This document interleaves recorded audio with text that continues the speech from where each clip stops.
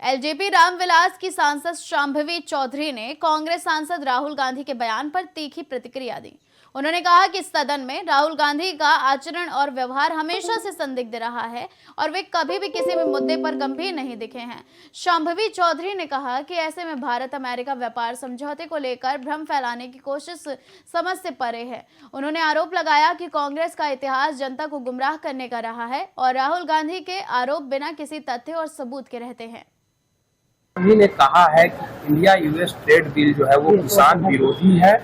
भले सरकार विशेषाधिकार हनन प्रस्ताव ला करके देखिए, राहुल गांधी जी का जो आचरण और व्यवहार सदन में रहा है, सबसे पहले तो वही बहुत क्वेश्चनेबल है कि उनका जिनका आचरण और जिनका व्यवहार ही इतना खराब है और जब आज तक देश हित के किसी मुद्दे को लेकर के वो गंभीर ही नहीं हो तो अचानक से यूएस और इंडिया ट्रेड डील को लेकर के वो ऐसे भ्रम को क्यों पैदा करे। कांग्रेस पार्टी का जो इतिहास रहा है वो यही रहा है कि जब भी कुछ अच्छा देश के हित में होता है सबसे पहले वो जनता को भ्रमित करने का प्रयास करते हैं।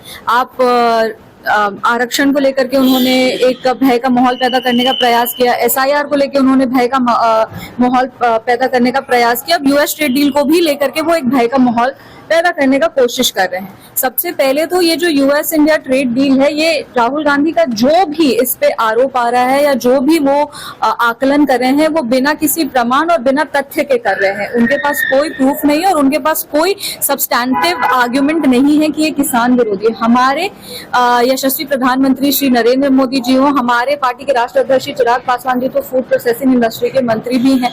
जिस तरीके से प्रधानमंत्री जी किसानों को मजबूत करने का काम कर रहे हैं, अलग अलग योजना के आधार पर किसान सम्मान निधि हो या फिर आप पीछे का जितने भी वर्षों का रिकॉर्ड आप ले लीजिए, किसान की जो आय है वो दोगुनी ही हुई है। किसान को बेटर इक्विपमेंट्स मिले हैं, उनको बेटर अपने वो कार्य में आगे बढ़े, इसको सुनिश्चित अगर किसी ने किया है तो वो हमारे यशस्वी प्रधानमंत्री श्री नरेंद्र मोदी जी हैं। तो राहुल गांधी जी को ऐसा भ्रम नहीं फैलाना चाहिए।